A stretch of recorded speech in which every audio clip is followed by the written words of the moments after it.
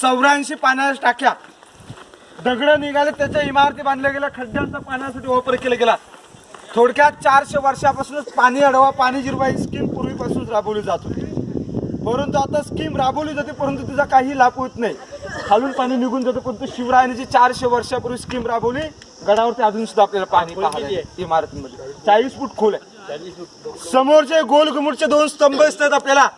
अशा प्रकारे या ठिकाणी 3 होत्या. 3 मजली साईडचं, 2 मजली साईडचं पूर्ण उद्ध्वस्त आहे. इतिहास तज्ञांची मते आहेत, एकावर एक हे पूर्वी 7 मजली टावर होते. 7व्या माळ्यावरती पाण्याची टाकी होती. तांब्याच्या नळ्याने प्रत्येक मजल्यामध्ये पाणी सोडलं जायचं. कोनाड्यांमध्ये आतमध्ये दिवे पेटवले जायचे. साईडने पूर्णपणे रंगीबिरंगी पैठणी कापलेले पडदे वगैरे राहायचे. विजय स्तंभ किंवा सप्त मिनार म्हटलं तर महाराज कोणता नाही कोणता गडकिल्ला जिंकले, साईडच्या गावातल्या किंवा गडकिल्ल्यांच्या लोकांना समजण्यासाठी 7व्या माळ्यावरती भगवा ध्वज फडकवले जायचा. साईडच्या गावातल्या गडकिल्ल्यांच्या लोकांना समजलं जायचं आज शिवाजी महाराज कोणता नाही कोणता गडकिल्ला विजवून आणले.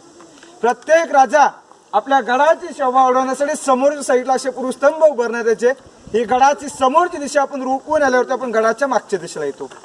आता ज्या गेट मध्ये आपण आतमध्ये एंट्री करणार आहोत, मीना गेट, पालखी गेट म्हटलं तर पालखी दरवाजा म्हटलं तर राष्ट्रमातेंची, जिजामातेंची किंवा शिवरायांची गडावरती काही पालखी यायची झाली तरी या मार्गाने वरती यायची. राजाचे सेवक वगैरे त्यांना पालखीने बसवलं जायचं, राजवाड्यामध्ये आणलं जायचं. या गेट मधून आपण राणी महल राजवाडा पाहायला आतमध्ये जाऊया.